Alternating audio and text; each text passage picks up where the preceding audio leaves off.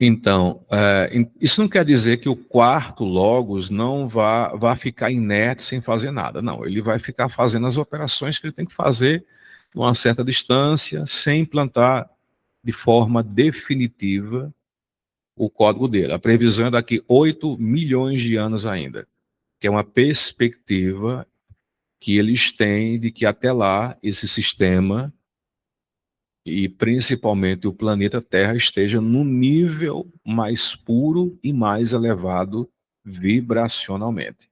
As raças que surgirão até lá serão raças mais puras, mais sem tanta interferência do ego, da dualidade. E aí vai conseguir fazer vai conseguir implantar esse novo código aqui no planeta Terra. Infelizmente, a encarnação de Apolônio de Tiana foi apenas uma encarnação teste, né, para testar, para analisar. Outros vieram também, como o Buda e outros seres, os filósofos. Pode ser que algumas pessoas, e tem algumas pessoas que já estão se sintonizando com o quarto logos, né? Mas é o início do início do início. São pessoas que já não estão querendo. O que é a interferência do quarto logos? São aquelas pessoas que estão criando novos sistemas, que não estão mais querendo seguir os padrões religiosos, nem os padrões místicos atuais, né, que estão em busca de um padrão mais elevado, sem tanta religiosidade, sem tanto aprisionamento, sem dependência a seres externos, sem depender de um deus, de uma deusa, de um anjo, de um arcanjo, ou seja lá o quê. Então, esse movimento, ele está aí, agindo, ele está sendo implantado numa forma ainda muito sutil. Na sua plenitude, não tem como implantar ainda, segundo o Jean Val Elan. O Jean Val Elan é uma dessas pessoas que estão servindo aos propósitos do quarto Logos, e obviamente é esse que está iniciando esse movimento, né? Aonde ele vai, para onde ele viaja, está justamente trazendo essas informações e ajudando a gente também a se alinhar com esse propósito do quarto Logos, que vai trabalhar em comunhão com Sofia, né, que é o Cristo cósmico, com a segunda vinda dele. Tem também uma parceria com Shiva, através da próxima encarnação que vai vir, de Satya Sai Baba, que é Prensai. Então tem todo algo sendo construído nesse sentido para a redenção da humanidade, né, que é a libertação da humanidade, porque não é só libertar dos arcontes. Quem são os arcontes? São aqueles seres que habitam no universo da antimatéria, alguns estão aqui no nosso, que são seres que dominam, que manipulam, que não têm sensibilidade com as nossas dores, que se alimentam das nossas dores, que se alimentam dos nossos sofrimentos, que se alimentam das orações e dos pedidos. São seres que pararam no tempo e no espaço. Não é só a libertação da influência desses seres, mas também é uma reconstrução de um novo código energético e também do nosso DNA. Todos nós estamos comprometidos, não só em nível de DNA, como também em nível energético. De quê? Das influências dos nossos ancestrais, de vidas passadas, medo, adoração cega, subserviência, crenças limitantes, tudo isso, né, que limita a nossa consciência e que nos deixa embriagados nesse ciclo terrível de nascimento e morte, está muito entranhado no nosso DNA, na nossa estrutura biológica e também na nossa estrutura energética. É tanto que, para implantar um código novo dentro dessa sujeira, não tem. Pode até ser tentado, mas aí vai se comprometer. E aí pode piorar a situação, né? Então, o que acontece? Está sendo feito um trabalho de limpeza, purificação, de filtragem, está misturando as raças para que futuramente venham raças menos comprometidas com esses padrões de velhas crenças. Isso não se faz em 1 ano, 10 anos, nem 100 anos. Leva-se milênios. Como bem disse, a previsão é daqui 8 milhões de anos para, de fato, ser implantado esse novo código da humanidade e no nosso sistema. Então, assim, nós, por mais que nós escutemos informações através de Jean Valjean e de outras pessoas, nós somos resistentes, nós queremos pedir ajuda a um ser externo, nós temos crenças que limitam nossa vida financeira, nossa vida material, nossa saúde, ou seja, tem muita coisa que precisa ser limpa e ressignificada dentro de nós. Um dos pontos que ele toca, e é um dos pontos que eu também defendo muito, é que nós precisamos ter autorresponsabilidade. Nós temos que assumir as rédeas do nosso destino. Somos nós, resumindo, somos nós que temos que fazer essa limpeza. Somos nós que temos que cancelar essas crenças limitantes. Somos nós que temos que reimplantar novas crenças. Somos nós que temos que expandir a nossa consciência. Somos nós que teremos que trazer à tona e vivermos dentro de códigos morais e filosóficos que nos dê dignidade humana, sem ficar dependente de forças externas, sem entrar dentro desse jogo terrível de dualidade, isso é bem, isso é mal, eu sou Lula, ruim é Bolsonaro, ou vice-versa. A gente tem que sair desse nível raso de consciência para um nível mais expandido de consciência. E isso tem que ser feito por cada um de nós. Arregaçar as mangas e começar a trabalhar nesse sentido. Nesse sentido. Tá? O outro ponto que ele toca, que eu fiquei assim muito chocado, é que eu não sabia, e até falei aqui sobre o nosso eu espiritual, vocês bem lembram, o nosso eu espiritual ele se encontra fora da Matrix, né? Fora do universo material, do universo da antimatéria e dessa bolha que foi criada pela queda do seu criador, que é Brahma, ou Javé. Só que aí existe um outro nível, é uma bolha, é uma zona de isolamento que foi criado dentro do paraíso celestial. Não existe nada fora do que chamam do paraíso celestial. Tudo é feito dentro. É como se eles criassem uma zona, um nível, eles isolam com a parede energética e começam a fazer os seus testes. Esse nosso universo, ele é uma bolha, né? Claro que é outra coisa, estou dizendo uma bolha para vocês entenderem através da nossa mente linear. Criou uma bolha dentro do universo celestial. E é dentro dessa bolha que nós estamos. E dentro dessa bolha está o universo de antimatéria e o universo da matéria. Só que ao redor do universo da matéria, que é esse que nós estamos, e do universo de antimatéria, existe uma outra película envolvendo esses dois universos chamados de erraticidade. Você escuta muito isso na doutrina espírita, que é um nível que foi criado para espiritualidade. Como assim? Os seres que conseguiram sair do universo da matéria e conseguiram sair do universo da antimatéria, mas os seus espíritos ainda não estão puros, eles ficam no nível, numa membrana ao redor dos dois universos, chamado de dimensão espiritual da Matrix, que é chamado de erraticidade. Para onde é que, quem é que vai para esse nível?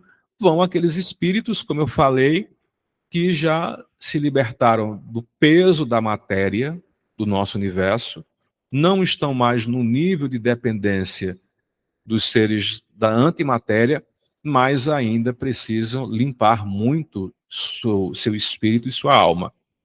São espíritos que estão um pouquinho mais limpos, mas não estão 100% limpos.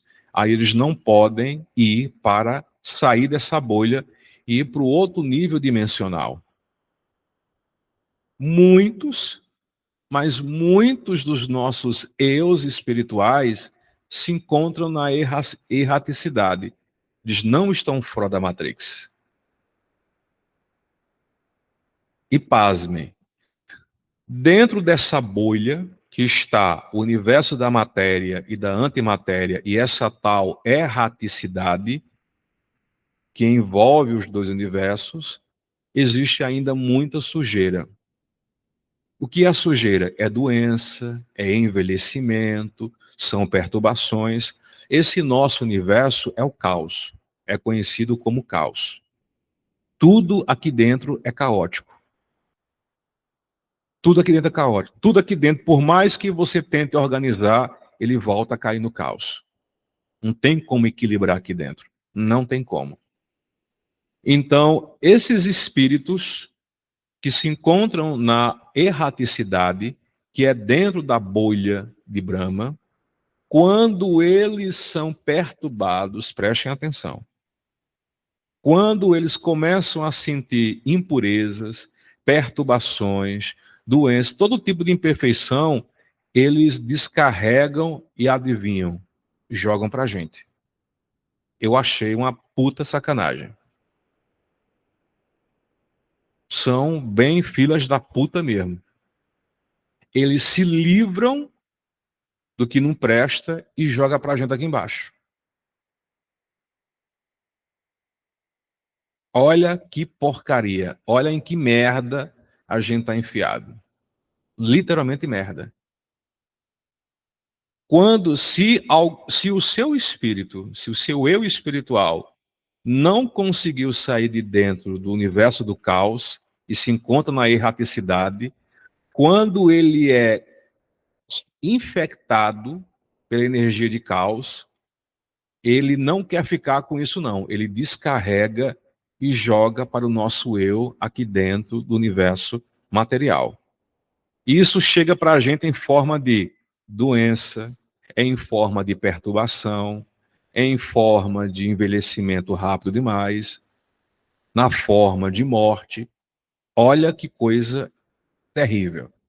Aí você pergunta, não, mas eles não são espirituais, então eles são evoluídos, eles são perfeitos. O entendimento que a gente tem de perfeição é muito limitado. Eles acham que nós somos o lixo, válvula de escape. Os nossos eus espirituais só são puros quando eles saem da erraticidade.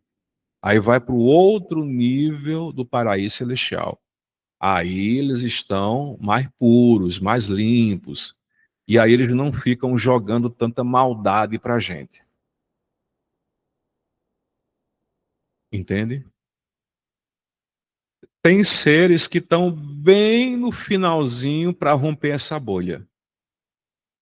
Estão bem lá, bem, entendeu? Mas tem uns que estão ali vagando. São seres assim luminosos, detêm certos poderes, têm certos conhecimentos, têm uma expansão de consciência formidável, mas são seres que estão ainda impuros.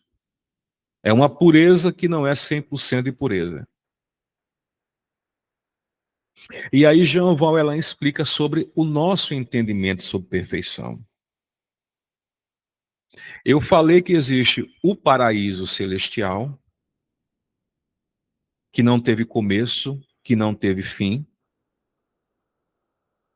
que existe um ser ou uma consciência que nunca nasceu, nunca morreu, que é pura, que é perfeita, que é imaculada.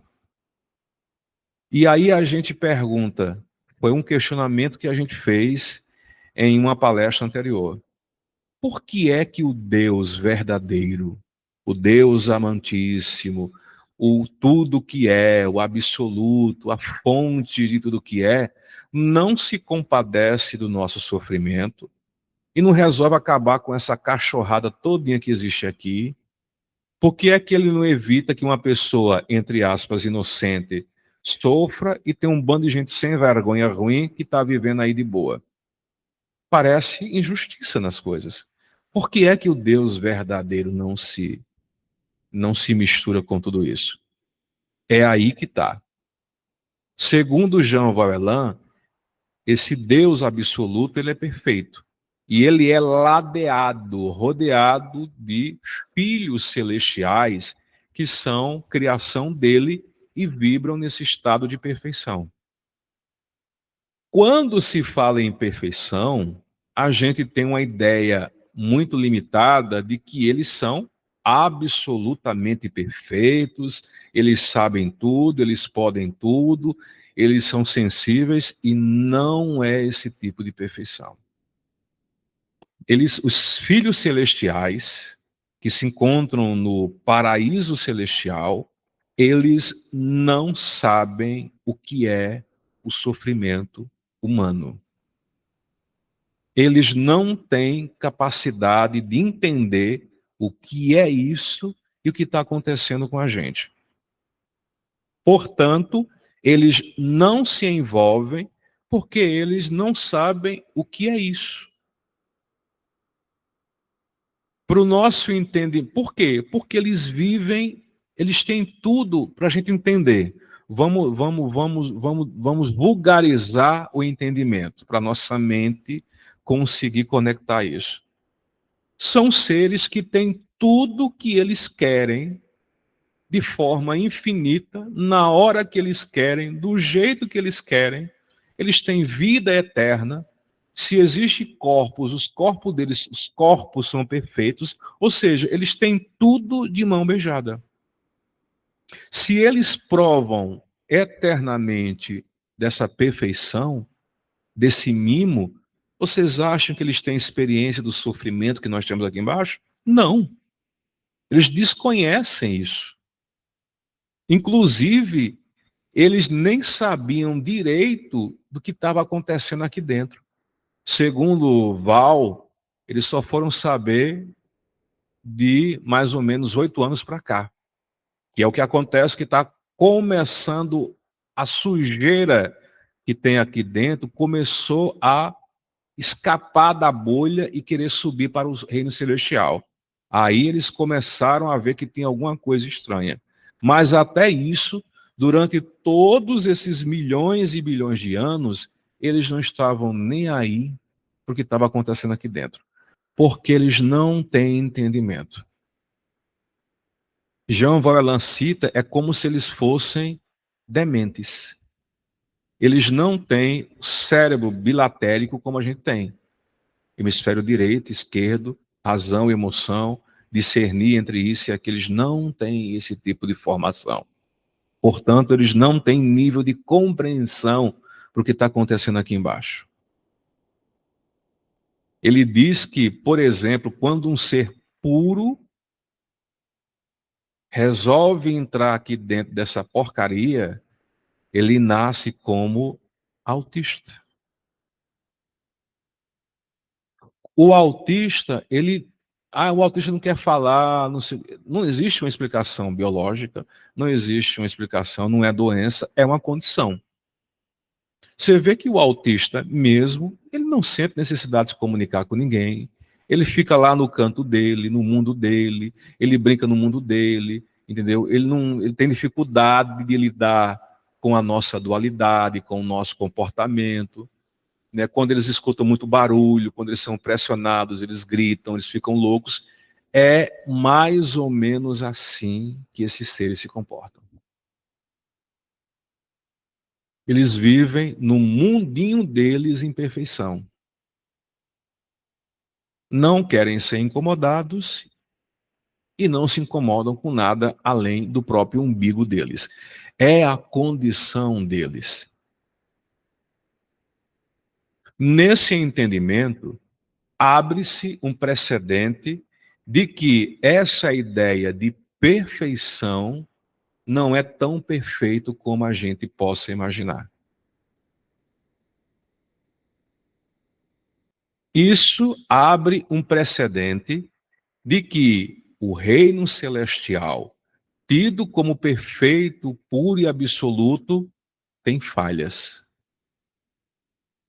Interrogação.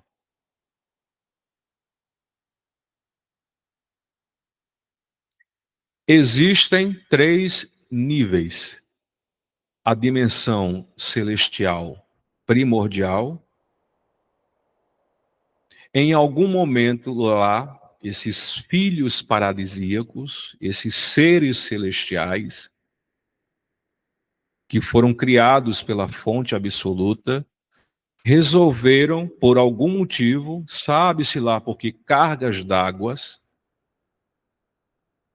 alguns começaram a dizer: nós estamos aqui, nós temos tudo o que a gente quer.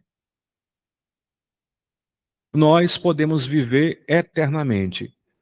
Como a gente se comportaria se a gente reduzisse o nosso nível de pureza, o nosso nível de santidade? E aí começou a surgir as experiências. O universo primordial celestial é 100% de pureza, nesse pureza e perfeição nesse nível de entendimento. Resolveu fazer uma experiência dentro do universo, é como se decaísse um nível, e eles criaram uma bolha gigantesca em que eles reduziram de 100 para 98%. Alguns seres mergulharam dentro dessa bolha com apenas 98% de perfeição. E foram lá dentro, sentiram, não sentiram muita diferença. Criaram algumas coisas, brincaram de ser Deus, mas não viram nenhuma diferença. Estavam com aquela mesma sensação de plenitude e perfeição, entre aspas, absoluta. Daí, outros disseram: vamos reduzir mais? Vamos reduzir agora para 96% de perfeição? E aí criou uma outra bolha com 96% de perfeição, 4% de desconhecido, de falha, de imperfeição, sem ausência, 4% de ausência dessa luz infinita de perfeição. Aí o bicho começou a pegar. Aí o negócio começou a pegar. Muitos seres começaram a sentir uma diferença. E aí eles começaram a criar universos e muitos outros universos. E aí eles começaram a brincar de Deus.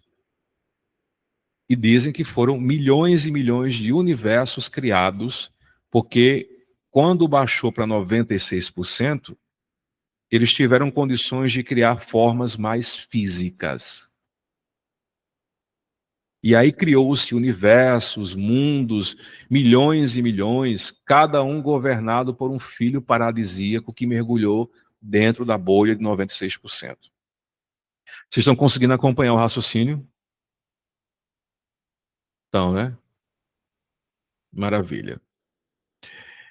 Só que um desses seres resolveu criar um universo reduzindo mais ainda essa imperfeição, que foi Prabrajna, que viria a se tornar Brahma, Javé, Alá, o chamado do Deus bíblico.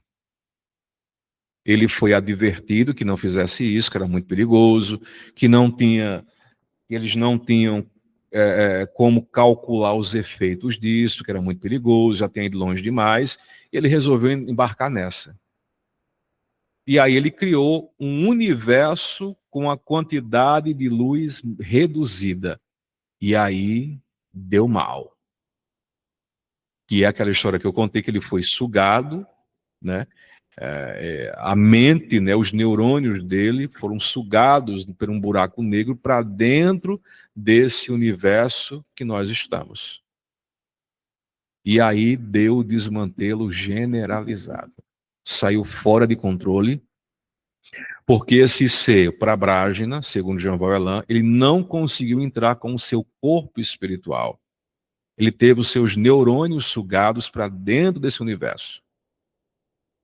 O que são os neurônios de Prabhajna? Os elétrons que compõem todos os átomos. Os elétrons são os neurônios de Prabhajna.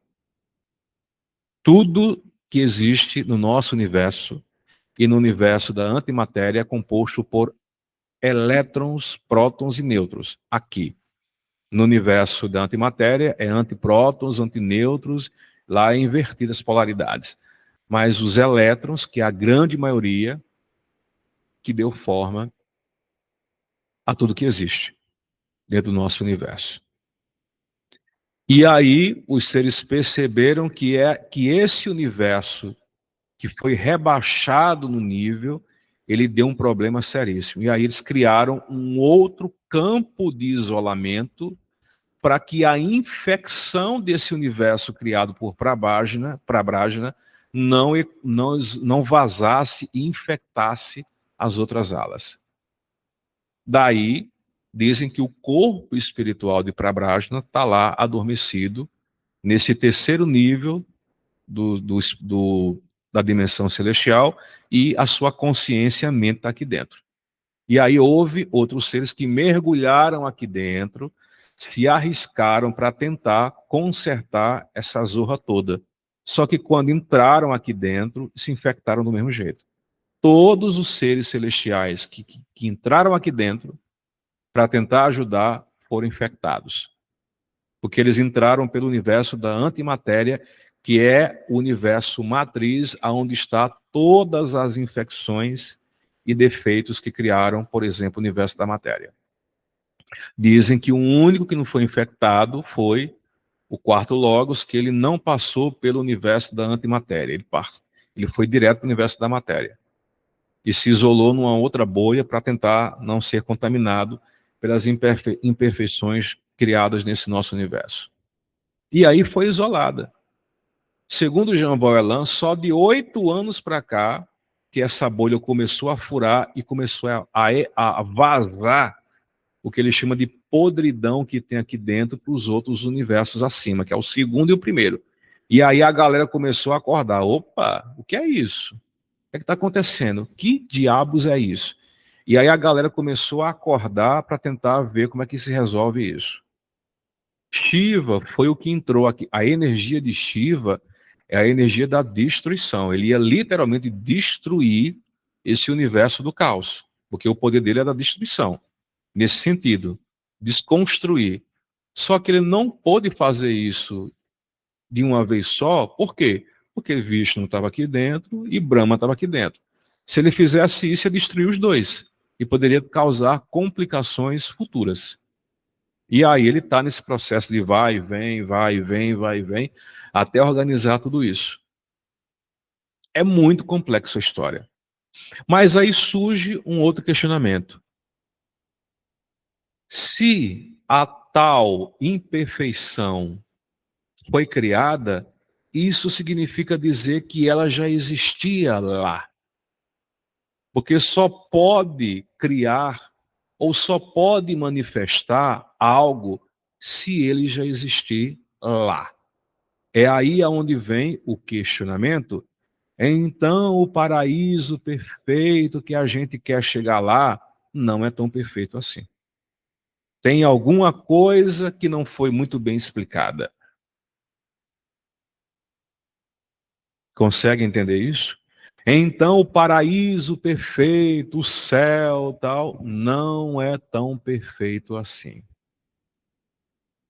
E aí surge milhões e milhões de interrogações que a gente não consegue ter uma explicação para isso. Nem o próprio Jean Voelan diz que tem explicação para isso. Nem os tais seres que orientam ele também diz que não tem o que explicar, porque é algo além da consciência. Estão aguardando ver o que é que vai acontecer. É aquela história, eu só posso manifestar ódio se eu tiver ódio guardado dentro de mim. Então, se eu retraio a perfeição e surge uma camada que já estava lá, mas ninguém quis ver, que nós chamamos de imperfeição, opa, tem alguma história que não foi muito bem contada. surge mais um novo mistério, que vai ser desvendado quando? Talvez daqui a alguns milhões ou bilhões de anos. E agora, o que é que a gente vai fazer? O entendimento que eu tive, muitas vezes a gente está aqui dentro sem suportar essa merda toda, cansado de nascer e morrer, dentro dessa porra dessa sansara, sendo manipulados com memórias que não são nossas implantadas, toda essa porcalhada toda que a gente já sabe e é a pura realidade, que nós somos ratos de laboratório aqui dentro, que nós somos usados por esses seres espirituais dementes, que não sabem o que é a dor e o sofrimento, e quando eles começam a sentir coisas ruins, eles não querem sentir e jogam para a gente sentir nesse corpo físico que nós estamos. Ah, isso é bonito? Não acho isso, eu acho uma puta sacanagem. Ah, mas tem uma explicação para essa. Qual? E ninguém dá uma explicação. Mediante tudo isso, a gente para e se sente no meio de uma encruzilhada. Não é verdade? Eu vou correr para onde agora? Para esse caminho? E se todos os caminhos que a gente correr vai dar para a mesma merda? Ah, eu vou sentar aqui na encruzilhada e esperar estourar a merda geral. Não tem mais o que fazer, não. A sensação que a gente tem a priori é essa. Ah, vai dar merda mesmo, deixa a merda rolar. Mas calma, calma, calma, calma, calma, calma, calma. O que se tenta entender é o seguinte: nós, cada criatura que existe aqui, e existe em outros planetas e outras dimensões dentro de Sansara, estão se replicando. É uma raça que está morrendo e dando nascimento a outra, e a outra, e a outra, na tentativa de as raças futuras recodificar toda essa falha, reconstruir esse nosso universo e devolver à dimensão superior um entendimento sobre o que é perfeição e imperfeição.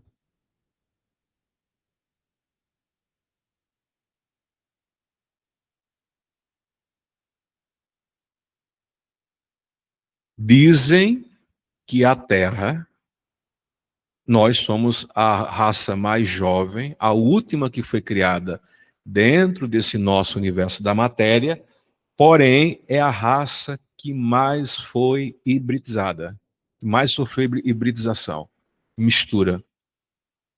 Portanto, é a raça que poderá encontrar o código da reconstrução e da salvação de tudo isso. Por incrível que pareça.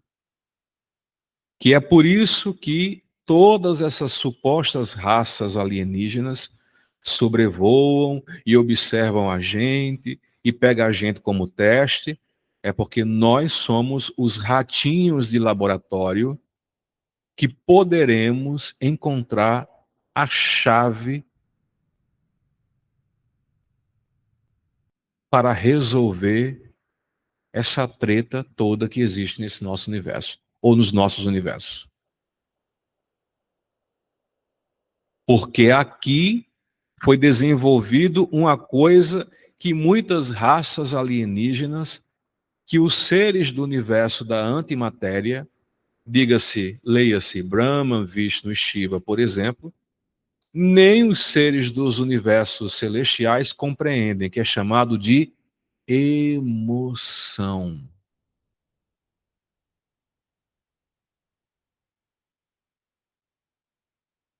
Se vocês prestarem atenção nesses poucos e raros relatos reais de canalizadores, de arcturianos, pleiadianos, blá, blá, blá, essa coisa todinha, são seres que não demonstram emoção.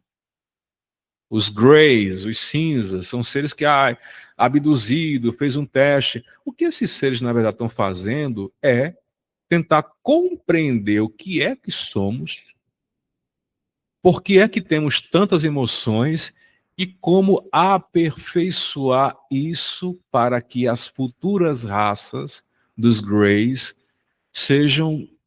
não sejam tão insensíveis e irracionais como eles. Ou seja, nós somos ratos de laboratórios, os ratinhos mais novos, mas arcturianos, pleiadianos, orianos, sirianos, lirianos, e delfinoides, inseptoides, essa porra toda, todos eles também são ratos. Estão tentando se reconstituir em raças futuras que não vão sofrer, por exemplo, com a dualidade e vão desenvolver a lógica e a razão e a emoção em um patamar maior, mais expandido, que é a missão do quarto Logos. Limpar todos os vírus e bactérias que nós carregamos dessa imperfeição brusca e grosseira aqui dentro, para atingirmos um novo patamar de consciência. E de dentro desse lixo todo, pode sair uma dimensão que poderá servir de exemplo para os reinos celestiais, para uma nova recodificação da consciência maior. Olha que coisa louca e profunda ao mesmo tempo.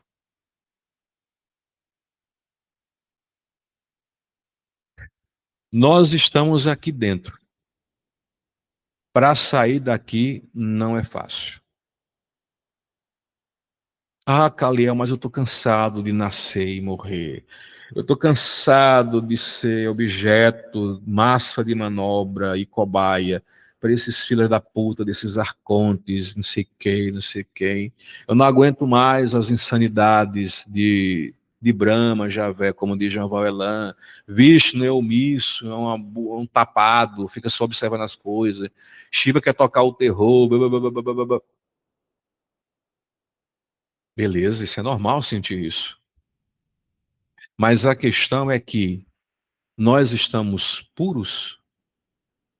Não a pureza igual a galera que está lá nas dimensões celestiais.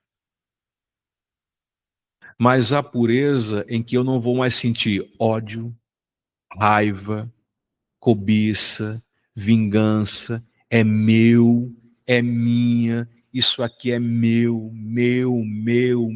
eu tenho, eu quero, eu conquisto, é meu. Enquanto a gente tiver com esse traço do ego, da posse, do apego, da ignorância do que eu sou e do que eu não sou, a gente vai estar dentro desse espectro de poluição e contaminação. As minhas contaminações de hoje, eu vou transferir para a minha próxima vida. Não só, e as minhas contaminações biológicas, minhas doenças, meus traços de desequilíbrio físico, mental e emocional, eu vou repassar para a geração futura da minha família, através dos meus filhos para os meus netos, dos meus netos para os bisnetos, e aí vai replicando a mesma doença.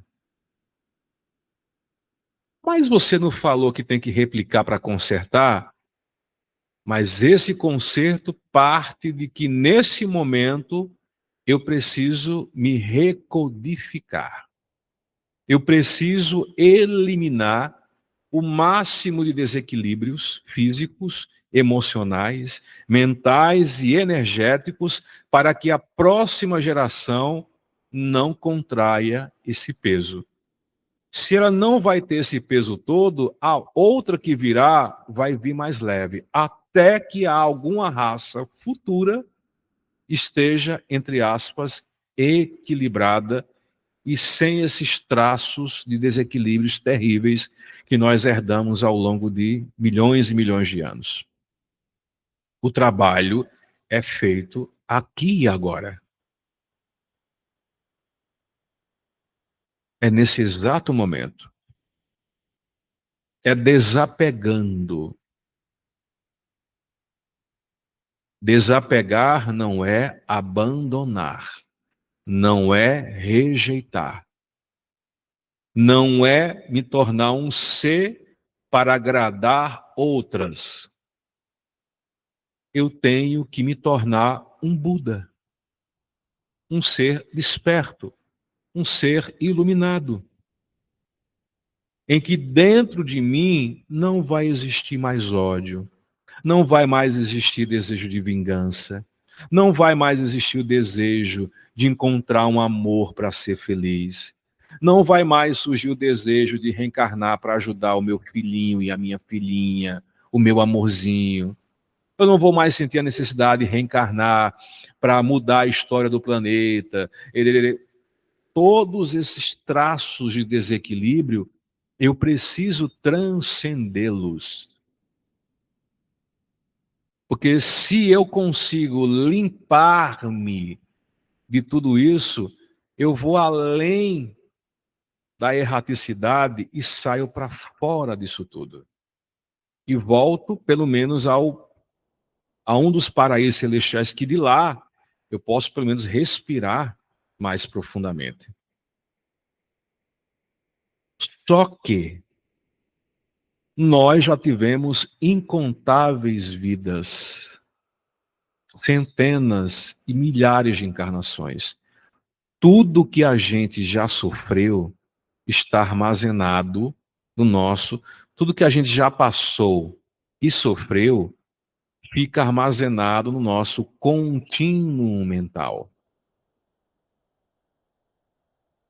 Como é que a gente vai sair com tanto depósito de informação? Nem sempre é agradável. Como eu vou voltar a ser um ser, entre aspas, puro? Se o meu contínuo mental, ou seja, o meu espírito, carrega todas as informações do que eu já passei de bom e passei de ruim. E todas as mortes, dores, sofrimentos, doenças, tudo está lá armazenado. É aí que está um grande dilema. Como é que a gente vai conseguir deixar isso guardado sem que isso volte a me contaminar? E isso vai ter que ser feito aqui dentro. Não é saindo, é aqui dentro. E aqui eu volto, por exemplo, ao Buda da nossa era histórica. O Buda Shakyamuni, Siddhartha Gautama. Ele se iluminou aqui dentro. Buda conseguiu sair conscientemente na forma humana. Ele conseguiu projetar sua consciência, seu espírito ou sua mente para fora do universo da matéria, para fora do universo da antimatéria, para fora da erraticidade e conseguiu chegar no segundo céu celestial novamente. Ou seja, o que esse cara fez é algo extraordinário. Ele foi o ser encarnado na forma física que conseguiu, daqui de dentro desse lixão, sair e garantir a sua permanência no segundo céu celestial. Ele não foi reintegrado ao céu, ao céu absoluto, o primeiro, onde tudo surgiu de fato. Mas ele está no segundo lá, resguardado por sua consciência. Entende? Ele está lá. E conseguiu deixar o caminho de como fazer isso. Ele deixou um rastro. Quando um ser como o Buda faz isso, ele deixa um canal que rasga todos esses universos e é como um canal, literalmente, daqui até chegar no nível que ele está. Entendeu? É uma brecha, é uma fenda que é criada. E os elétrons ficam vagando nessas dimensões. Não só do Buda Shakyamuni, mas de outros Budas que vieram antes dele e que vieram depois dele. Assim como outros seres iluminados. E o objeto da palestra que eu preparei, quando eu falo de Buda, isso não significa dizer que tem que fazer parte do budismo. Não, não, não. Para ser um Buda, você não precisa ser praticante da religião budista.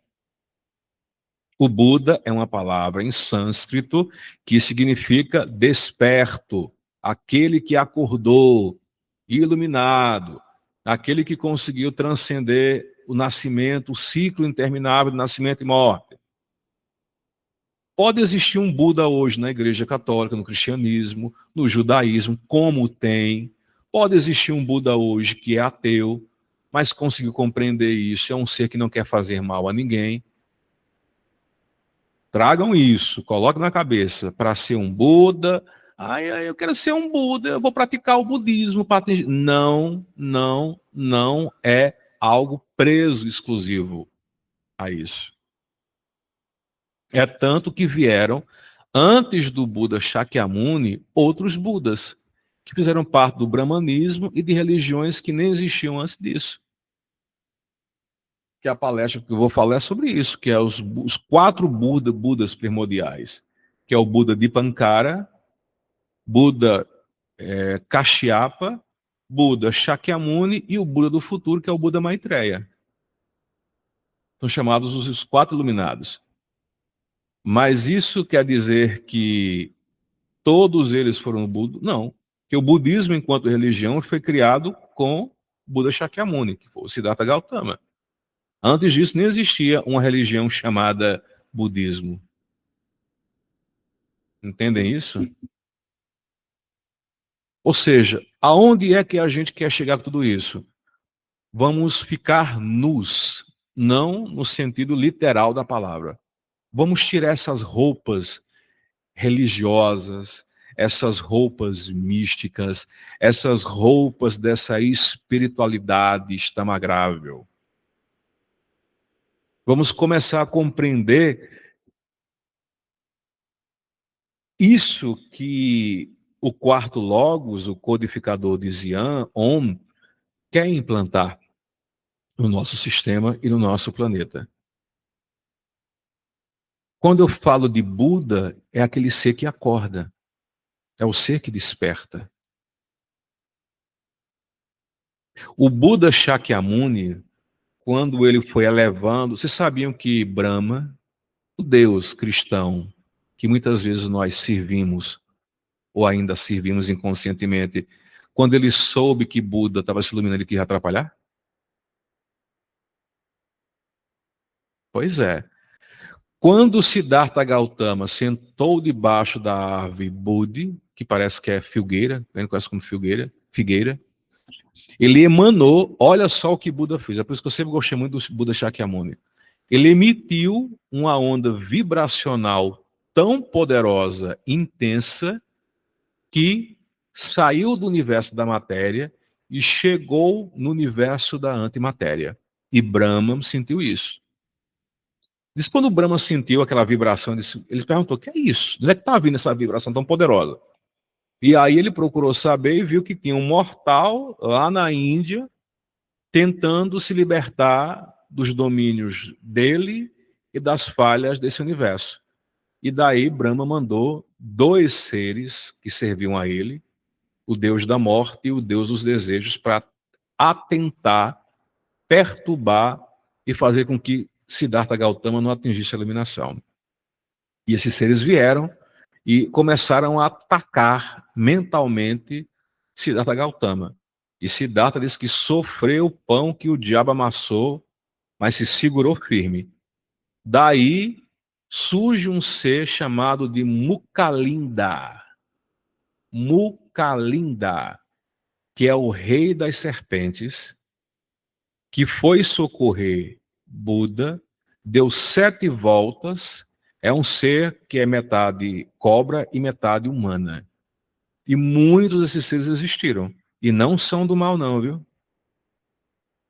E aí esse ser, detentor de uma sabedoria gigantesca, cansado das perseguições dos deuses dos deuses do universo paralelo, Mukalinda deu 7 voltas em torno do corpo de Buda e se abriu para proteger Buda e começou a lutar com os deuses que foram enviados, ou os demônios enviados por Brahma, que é o deus da morte e o deus do desejo.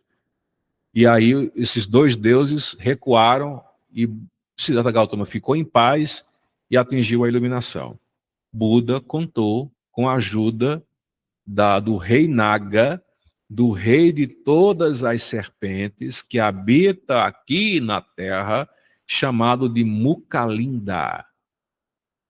Existem muitos seres que são parte animal e parte humana. E são seres muito poderosos e detentores de uma sabedoria gigantesca e quer ajudar a humanidade. Os primeiros seres que habitaram aqui a Terra foram seres de aspecto inseptoide, aspecto draco e aspecto de serpente, reptilianos. Nem todos eram maus. Dizem que quem prova da ayahuasca, ou santo daime, como é conhecido aqui no Brasil, muitas pessoas relatam que encontram uma serpente. Mas não é uma serpente que não coloca medo, mas ela emana energia de amor e de acalento que vem ao encontro das pessoas para abrir a consciência delas quando provam do ayahuasca. E é justamente esses seres nagas, ou mukalinda, que vem, é tanto que a serpente é fruto do conhecimento. Vocês acham que lá no paraíso não tinha serpente, não?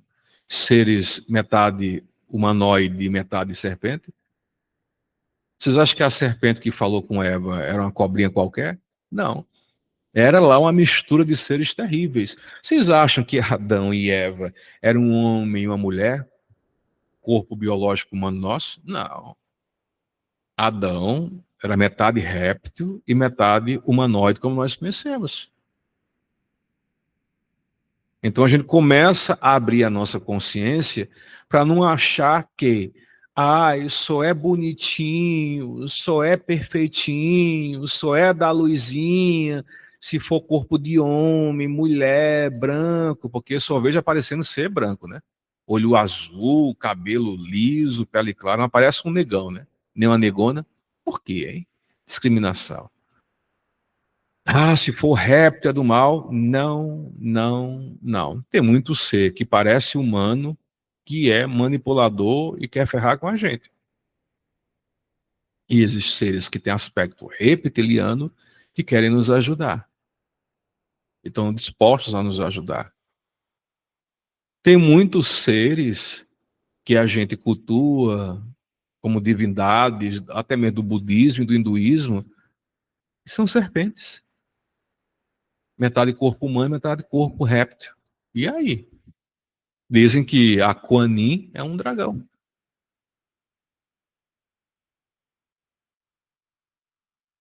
Existiu um assunto para depois que é muito complexo, Tirthankaras. Os 24 Tirthankaras, que foram seres que vieram à Terra e alcançaram a iluminação. E dizem que eles tinham um formato metade humana e metade reptiliana. Os 24 iluminados Tirthankaras. O 24º já esteve aqui. Mahavira, se não me for a memória.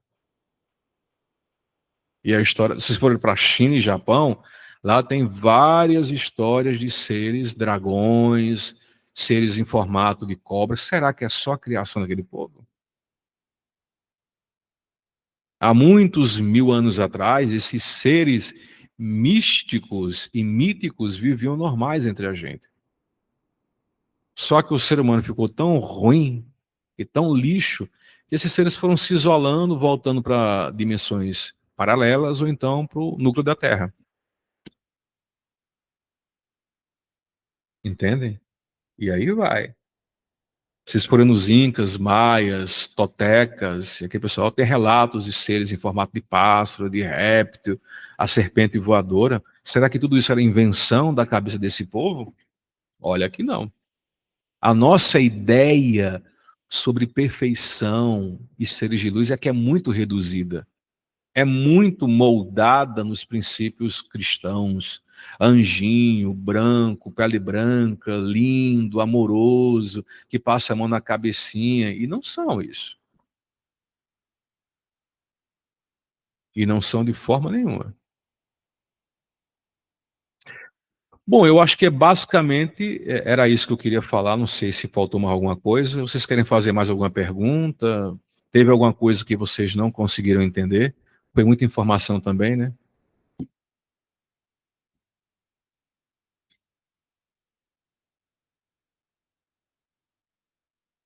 Nenhuma pergunta? Ali é o Jean Avelan, ele, Avelange, né? Jean Val Ella.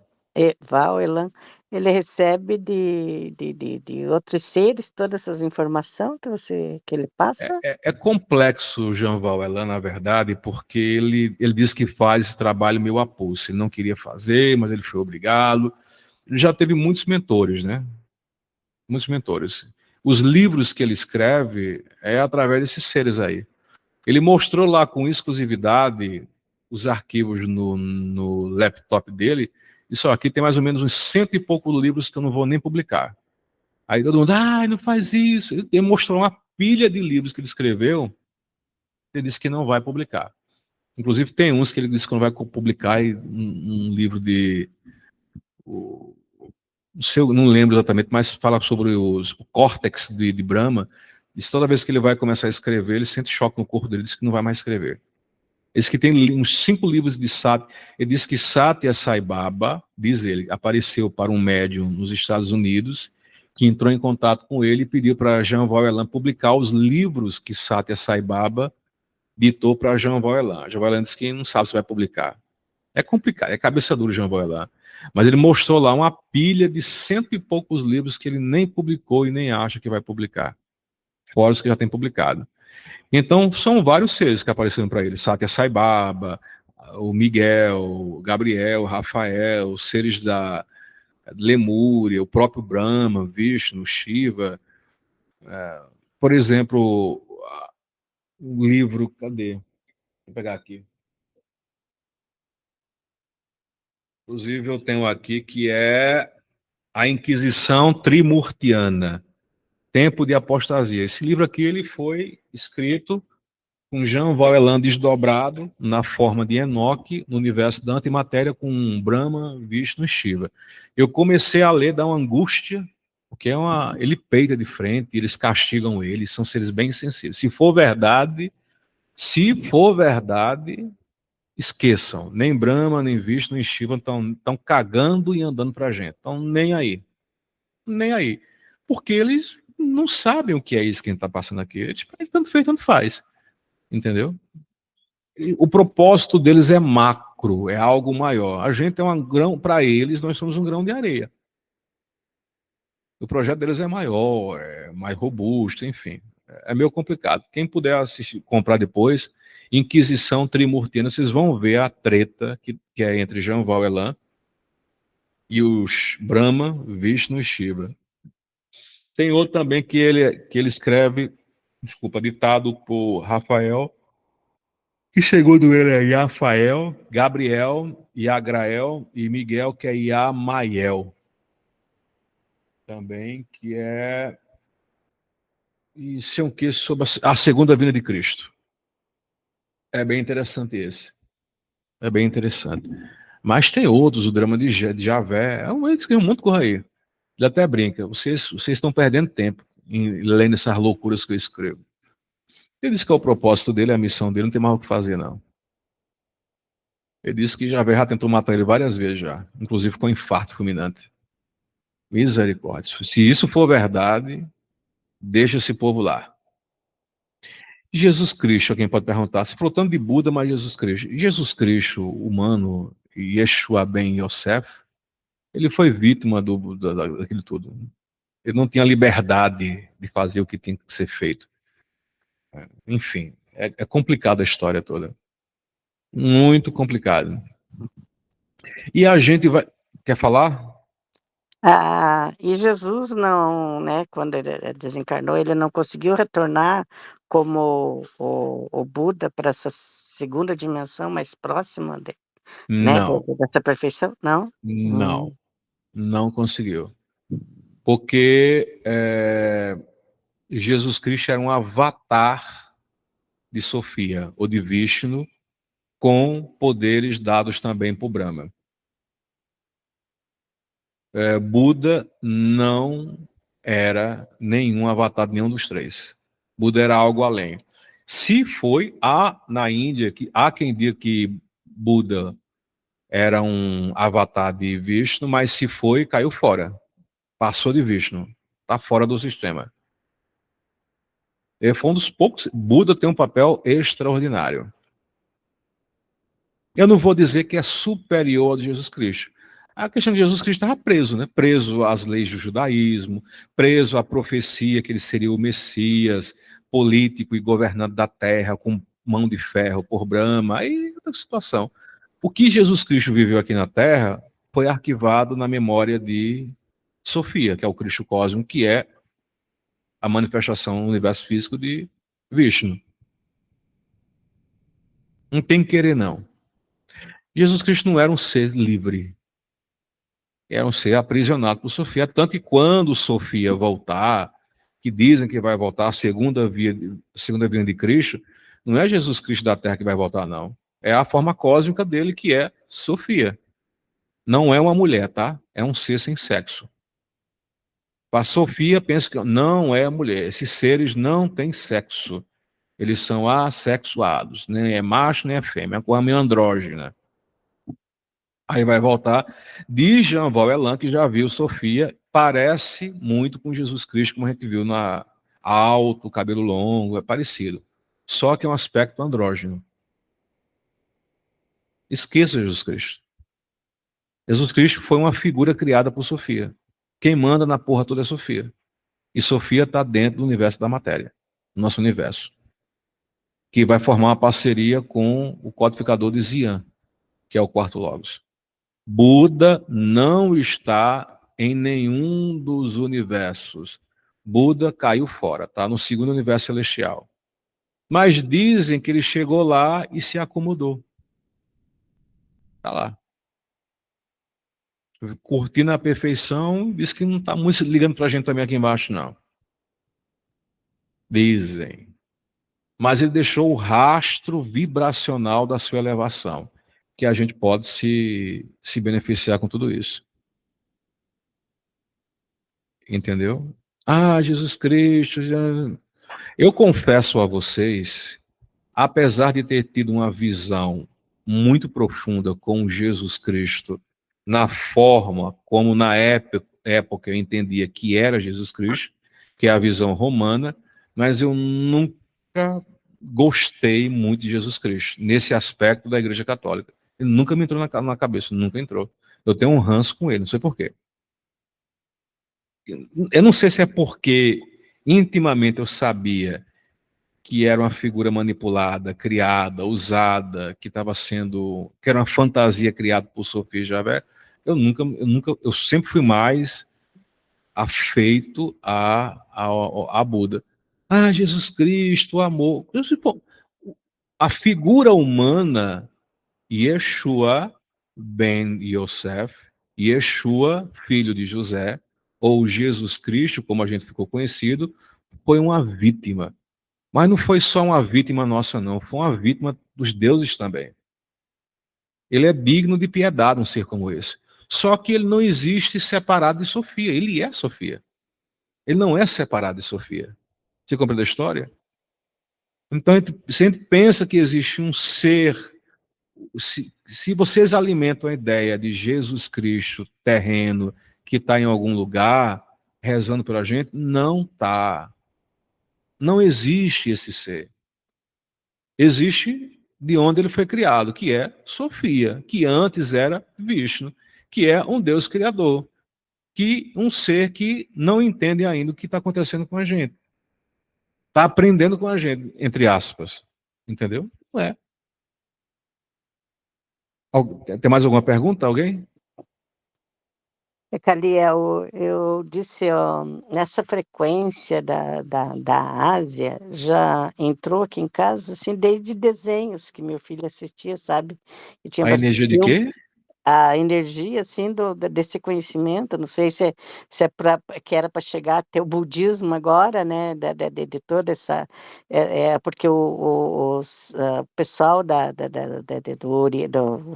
Oriente, não, lá da Ásia, esse pessoal lá, eles têm um conhecimento assim, muito grande dessa frequência energética, É, desses seres, né, daí tinha filme que já mostrava, desenhinhos que mostrava metade gato, metade humano, os filmes, né, mostrando toda essa frequência de energia.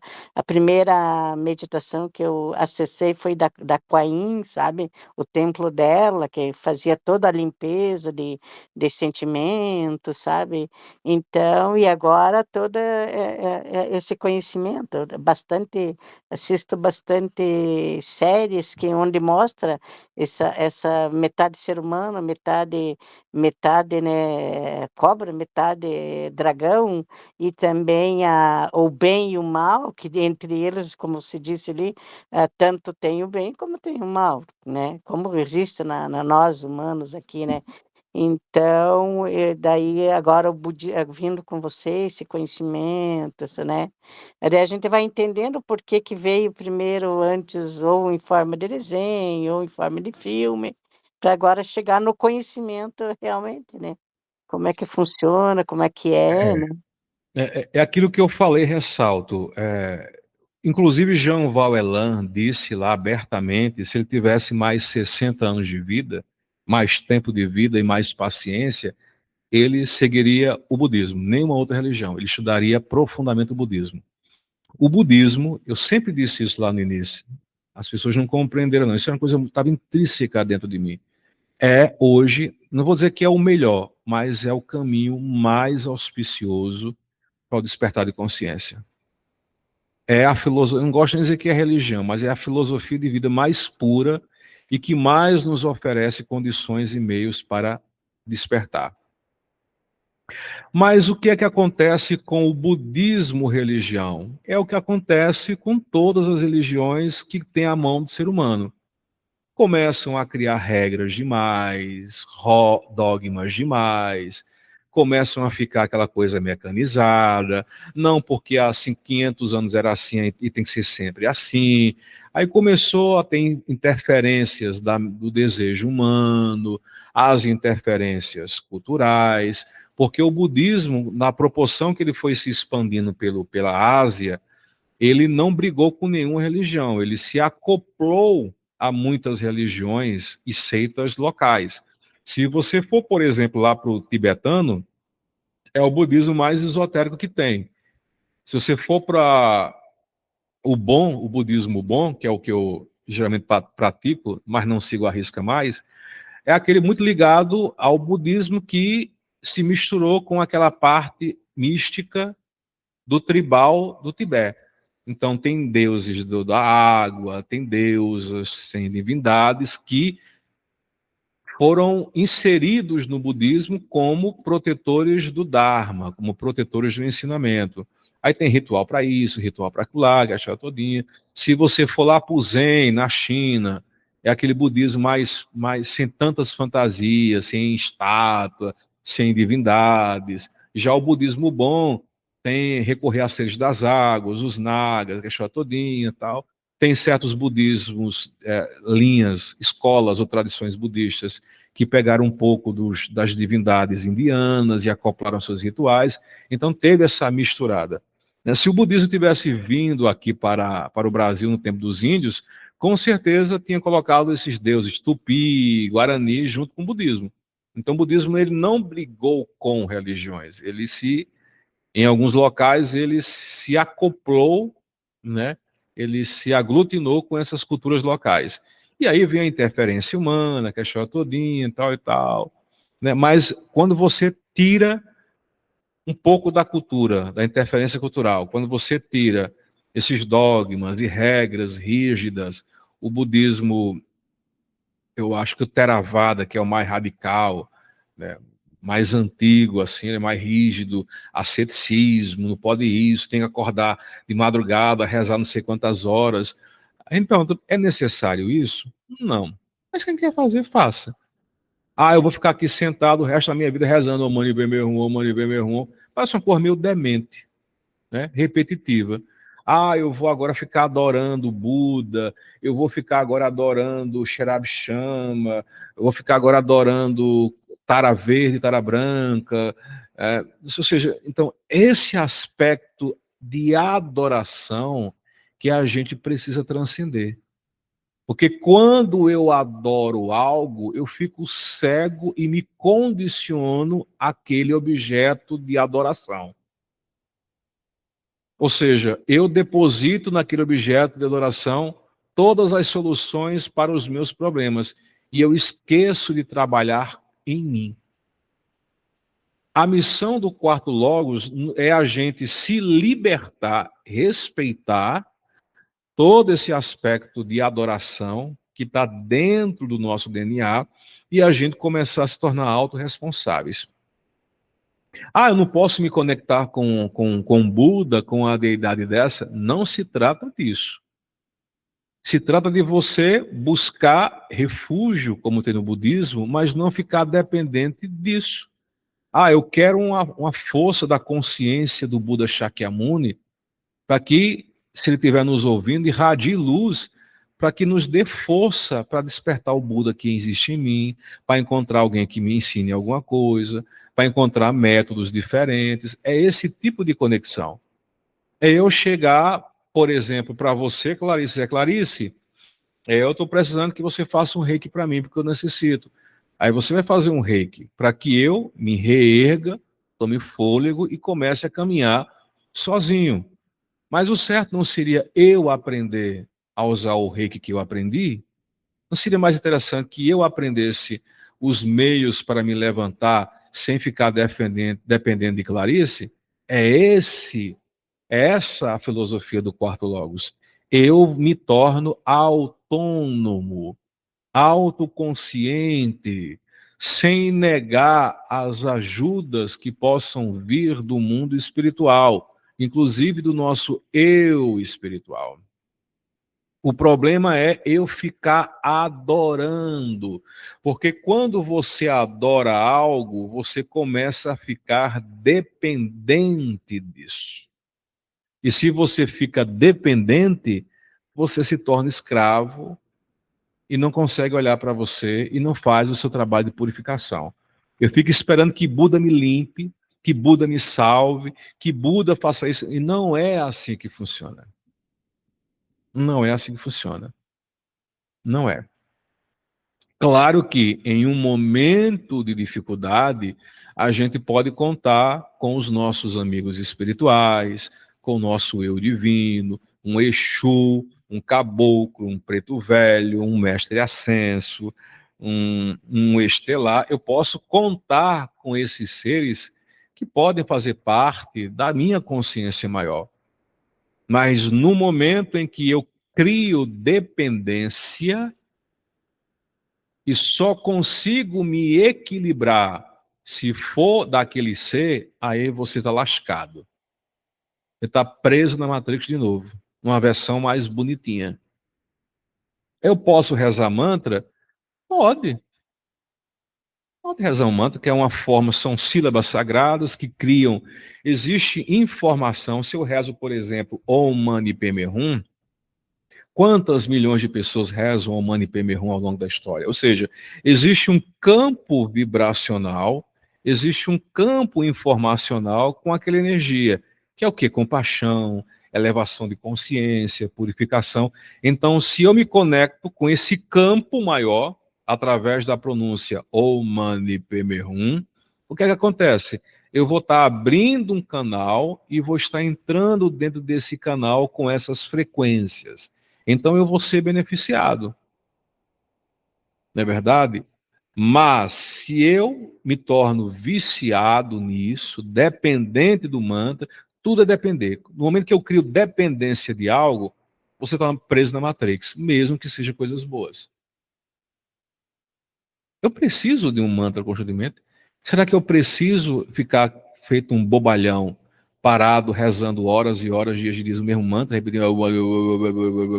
Essa coisa que a gente tem mal o que fazer, né? Coisa de gente meio sem massa encefálica. Tem a sua importância. Teve a sua importância. Mas será que eu não posso conversar com essas consciências de jogo aberto? Eu não posso visualizar essa energia em mim? Por que é que eu prefiro acreditar na energia do outro e me nego a enxergar o poder que existe dentro de mim? Porque tem. O mesmo poder que Buda teve, cada um de vocês tem. Só que a gente não trabalha esse poder que está inerte dentro da gente. O do Buda, de Jesus Cristo, Avalokitesvara, Kuan Yin, Miguel, seja lá o que for. Essa semente de luz perfeita está dentro de vocês. Todos nós temos o poder de banir qualquer espírito demoníaco e obsessor. Dentro de nós tem o poder de curar, de equilibrar. Todos nós temos esse super, não queria nem usar esse termo, mas vou usar. Todos nós temos esses superpoderes dentro de nós. A questão é que foi nos ensinado que nós somos sujos, que nós somos pecadores, que nós somos uma merda ambulante, que eu tenho que fazer penitência, que eu tenho que mendigar a Deus, a um santo, a um anjo. Ou seja, essa informação limitante tá colada, está programada no nosso DNA.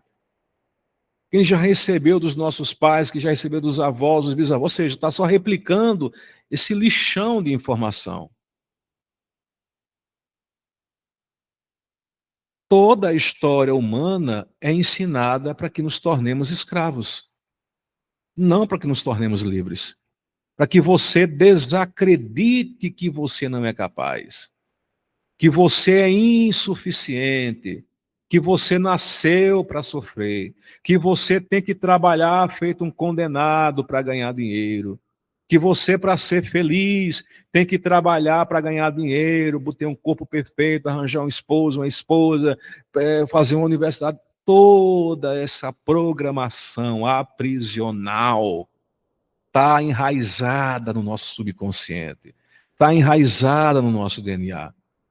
E a gente tem que desprogramar isso, desapegar disso, aprender a viver com o simples, que eu sempre falo, aprender a viver com dignidade. É o que eu sempre falo, para viver com dignidade eu não preciso morar numa mansão de 15 milhões de reais. Eu não preciso ter 5 carros importados na minha garagem. Eu não preciso estar usando roupas, cueca que custa 500 reais, uma calça que custa 5 mil reais. Eu não preciso disso. Eu preciso me vestir bem, comer bem, ter uma casa segura e confortável, um carro confortável e seguro que me facilite minha vida. Isso é dignidade. Eu não preciso ser o rei e a rainha de alguma coisa. Eu não preciso ter um homem, uma mulher para me fazer feliz. Se eu programei, ou eu posso programar, encontrar um companheiro e uma companheira, é para compartilhar um período de minha vida. É uma troca de experiência. Mas mesmo assim, em algum momento, por mais perfeitinho e bonitinho que seja, cada um vai seguir seu caminho. Ah, mas eu não quero, eu quero meu amorzinho. Dá vontade de dar uma voadora nos peitos de uma pessoa dessa. Eu quero meu amor, não, meu amor. Ai, morreu. Não, amor. Ah, eu quero encontrar meu amor, eu quero nascer de novo ao lado do meu amorzinho.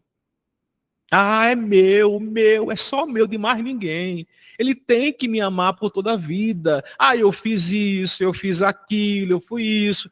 Aí esse comportamento mesquinho, que isso é um comportamento extremamente mesquinho, egoísta, ferra com a gente. Quantas encarnações vocês estão nascendo atrás de porra de amor? Desculpa o termo que eu estou usando. Se envolvendo com amor que não é mais nem amor, mas você julga que é feliz, amor da minha vida. Ah. Esse tipo de dependência bizarra e doentia que nos prendeu, é um dos motivos que nos prendeu aqui. Achar que eu só vou ser feliz com o amorzinho ao meu lado. Aí a porra desencarna, vai para o outro lado, o sentimento é tão forte de carência que fica desesperado. Cadê? Ai, não, eu quero meu amor. Ai, não, ai, eu quero minha mãezinha. Ai, eu quero minha avózinha. Ai, eu quero tal. Aí você fica puxando todo esse bando de catraia para perto de você no mundo espiritual. Aí chega, às vezes não é nem seus parentes. Aí puxa esse monte de catraia. Às vezes não é nem sua mãe, não é nem seu tio, não é nem seu amorzinho. É um ser sombrio que se transveste de alguém que você gosta para fazer a sua cabeça e fazer você voltar para esse cu que a gente está aqui. Esse cu podre que a gente está aqui enfiado. Fico revoltado com essas coisas. Me perdoe as palavras duras que eu estou usando, eu sei que vai lá dentro, mas é para a gente acordar e deixarmos de ser bestas, idiotas, otários, manés, burros batizados. É um jogo complicadíssimo que parte desse exato momento. Desapegar não é abandonar. Desapegar não é rejeitar. Desapegar não é amar. Você pode tudo. Ter um companheiro, uma companheira, um carro, uma casa, ir num shopping comprar uma roupa legal, comprar um carro legal, não tem nenhum problema. O problema é quando você cria dependência disso. Quando você fica refém da opinião do outro. Quando você sente raiva, quando você sente mágoa, quando você acha que é culpado por alguma coisa. Por que é que a gente está aqui de novo? De novo. É porque a gente se sente culpado por alguma coisa. É porque a gente sente que foi injustiçado. É porque a gente acha que tem que ser o médico, o cantor, o empresário, o terapeuta. É porque acho que eu tenho uma dívida com minha mãe, com minha avó, que matei ou mataram, não sei o quê. Ah, que eu tenho que vir aqui salvar a humanidade. Vocês estão aqui por algum vício. Ninguém está aqui por amor, não. Está por vícios. Vício em alguma coisa, dependência de alguma coisa. Ou seja, só por coisas fúteis. Ninguém vem para cá sendo puro e perfeito, não, gente. Mas somos como Lótus. O Lótus brota do rio sujo. Mas nós podemos nos tornar Lótus e luz, renascendo desse lixão que a gente está. Esse mundo é caos. Não importa o que você faça, o caos, a dor e o sofrimento vai sempre chegar. Parece desolador, desanimador, mas é uma forma da gente compreender que não adianta o que você faça. Tudo que você adquirir, um dia você vai perder. Tudo que você mais supostamente acha que ama, você vai perder e vice-versa. É a impermanência. A única coisa certa aqui dentro é a impermanência, ou seja, nada permanece meu por muito tempo. Sendo assim, minhas amigas, vamos desapegar, vamos aprender a desapegar disso tudo, a soltar, a projetar nossa consciência para fora disso tudo. Entendem? A trabalhar dentro da gente, a trabalhar a respiração, que é fundamental. É como os jainistas falaram, é como os budistas falaram, é como Jean Voelan fala, e aí eu concordo, controle da respiração. Respirar conscientemente. fazer essa limpeza interna, a limpeza emocional, a limpeza mental, a limpeza moral. É aquilo que se tivessem entregado o mundo na mão dos filósofos, ao invés das religiões, o mundo hoje seria outra coisa, bem melhor. Ética, eu tenho que ser um ser humano bom, eu tenho que ser um ser humano respeitoso, eu tenho que ter o desejo de fazer o bem sem querer receber nada em troca. Eu tenho que ficar feliz pela felicidade do outro. Eu não preciso sentir inveja porque o outro tem aquilo e eu não. É simples. As 4 nobres verdades de Buda, o caminho óctuplo de Buda, o cara já disse tudo, a gente que não quer aprender. Jesus Cristo também, de uma certa forma, deixou um monte de ensinamento lá. A gente que não quer aprender. A gente que distorce as coisas.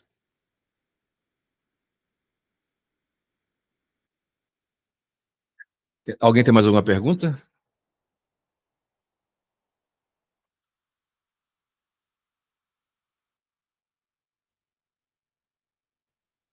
Oi, Cariel, é muito lindo o que você acabou de falar. É muita coisa. Não tem nem palavra que você acabou de falar, é Muito demais. grato, muito grato. Aproveitando a fala da Lourdes, é justamente isso, é ser um ser humano bom, sem cobrar a bondade dos outros. Não é pelo outro, é por você. É uma prestação de conta com você e sua consciência. O que é que eu posso fazer para aliviar os. Não é chegar e invadir a vida do outro, não é impor. Exatamente. Mas o que é que eu posso fazer para aliviar a dor do outro? Uma palavra, um sorriso, um abraço, um prato de comida, um remédio, uma ajuda. Qualquer coisa que você faça para aliviar a dor e o sofrimento do outro é dignidade espiritual. É muito mais espiritual do que estar rezando em igreja, do que estar aparecendo, fazendo selfie com mantra. É muito superior. É o que Gandhi falou, é o que Cristo falou, é o que Buda falou. De que adianta você estar sentado com um altar bonito, rezando mantra, mas quando você sai, você trata mal as pessoas, você tem inveja das pessoas, você faz de conta que não tem ninguém passando. Você compreende isso? Isso é filosofia. Eu posso ser um objeto para aliviar a dor do outro, sem invadir o outro, sem impor nada ao outro. A primeira pessoa que a gente deve aprender a ser bom é com a gente mesmo. Parar de se auto-sabotar, parar de estar se flagelando, se culpando. Apesar de tudo isso aqui ser uma ilusão, mas eu posso fazer com que essa vida se torne bela, transformando a beleza dentro de mim, transformando as sombras dentro de mim em beleza. O mundo se torna belo quando eu me torno belo dentro de mim. Quando eu estou feio dentro de mim, tudo que eu olho é feio, é ruim, não presta, é doloroso. É esse nível de consciência que a gente tem que adquirir, tem que atingir dentro de mim. Não há nada aqui para se segurar. Tudo que você se segura é provisório aqui. Alguém tem mais alguma pergunta? Ai, meu ciático. Acaba quando tá ficando velho, é outra coisa, viu? Ave Maria. Dói aqui, dói acolá.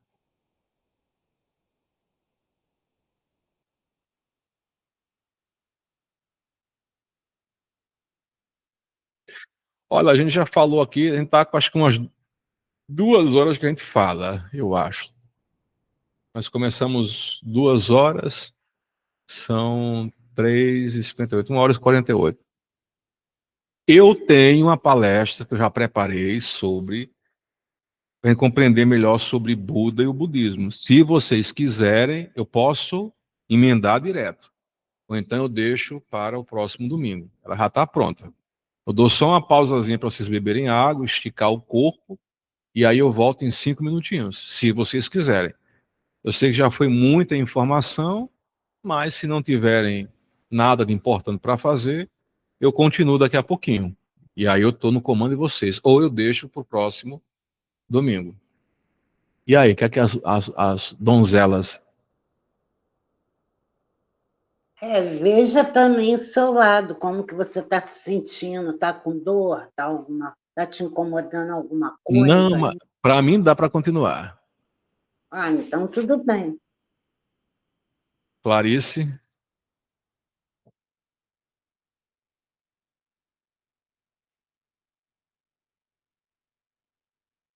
Uai, cadê Clarice? Clarice saiu e deixou a gente sozinho. Como é que pode, hein? Não, tô aqui. Para mim não dá. Uhum. Agora não dá? Que é bom para todo mundo. Então vamos deixar para o próximo domingo, então. Ok. Porque aí a gente fica, para também não sobrecarregar. Ok, Bom, Calhela. alguém ficou com alguma pergunta, alguma dúvida?